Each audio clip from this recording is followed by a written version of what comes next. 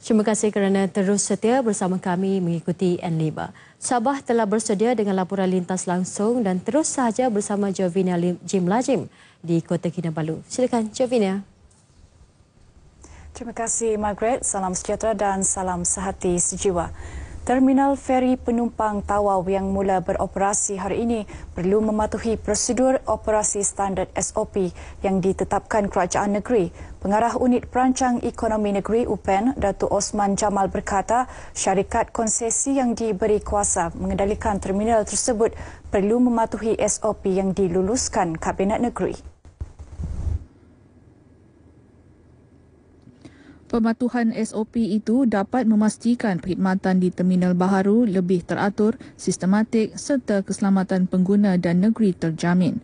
Fokus jadi yang telah dipersetujui oleh Kabinet Negeri Sabah untuk membuat operasi feri terminal selama lebih kurang 30 tahun mengikut privatisation di antara Lembaga Pelabuhan Sabah dan juga Suria Capital. Datuk Jamal berkata demikian kepada media selepas melakukan lawatan sempena hari pertama pengoperasian terminal tersebut. Para penumpang yang ditemui RTM di terminal itu berpuas hati dengan pelbagai kemudahan yang disediakan, termasuk kemudahan ruang menunggu yang lebih selesa berbanding sebelum ini. Kalau fasilitas saya rasa di sini lebih bagus daripada yang lama ya. Dari kondisi gedung, fasilitas, tapi saya lihat memang sepertinya masih belum maksimal. Kemudahan yang disediakan oleh feri Tawau ini agak memuaskan, baik berbanding dengan kemudahan yang dahulu.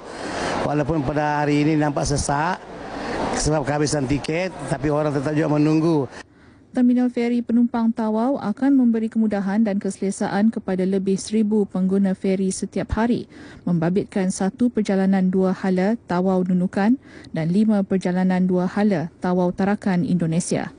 Terminal ini turut dijadikan pusat kastam, imigresen, kuarantin dan keselamatan CIQS, sekaligus memudah serta melancarkan pergerakan keluar masuk penumpang di antara kedua-dua negara.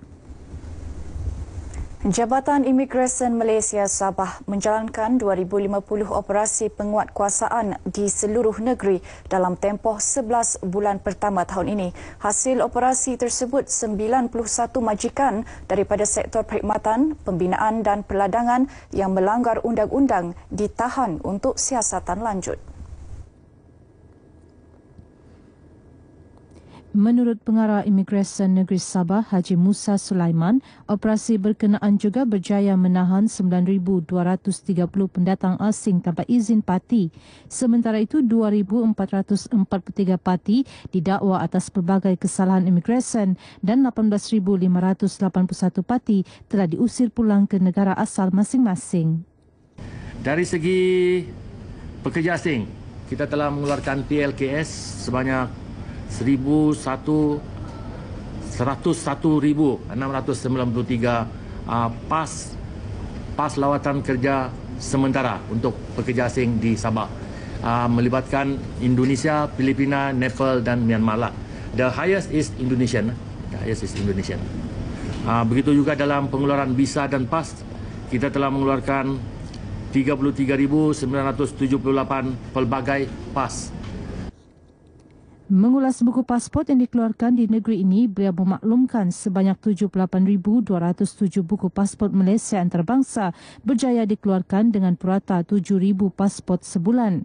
Haji Musa menyatakan demikian dalam sidang media selepas perasmian sambutan Hari Imigresen Peringkat Negeri Sabah 2016 di Kota Kinabalu yang dirasmikan Setiausaha Persekutuan Sabah Datuk Borhan Dola. Seramai 30 pegawai imigresen yang berkhidmat lebih 30 tahun menerima sijil penghargaan jabatan. Kedutaan Indonesia di Malaysia termasuk di Kota Kinabalu sentiasa bekerjasama rapat dengan pihak keselamatan bagi meningkatkan tahap keselamatan warganya yang bekerja di negeri ini. Ini termasuklah warga negara Indonesia yang bekerja sebagai nelayan di perairan negara.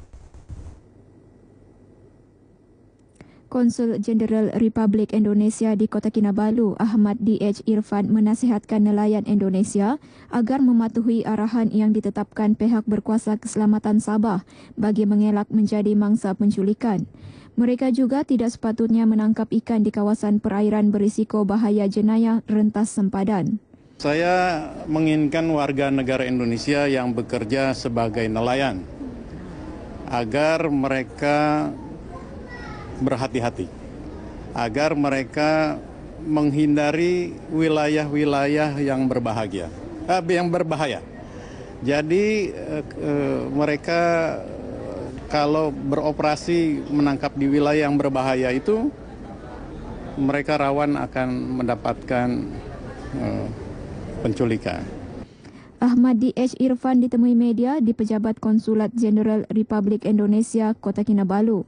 Ketika ini terdapat 8,000 warga Indonesia yang bekerja sebagai nelayan melibatkan kawasan perairan Lahadatu hingga Sandakan.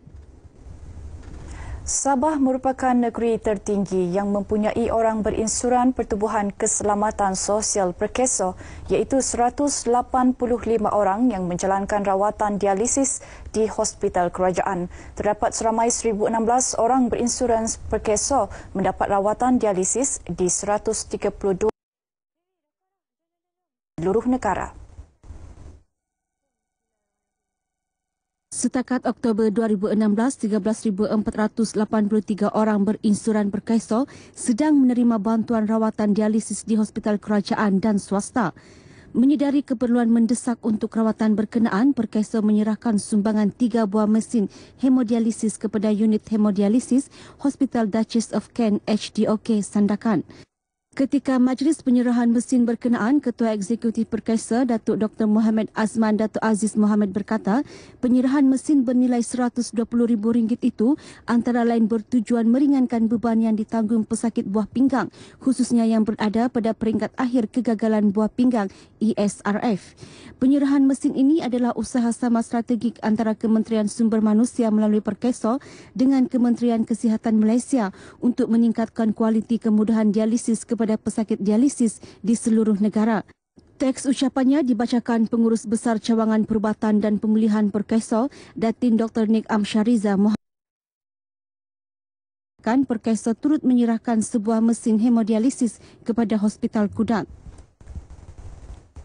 Baik, saudara, sekian bahan berita dari Sabah petang ini. Kita kembali kepada Margaret di Angkasa Puri. Silakan.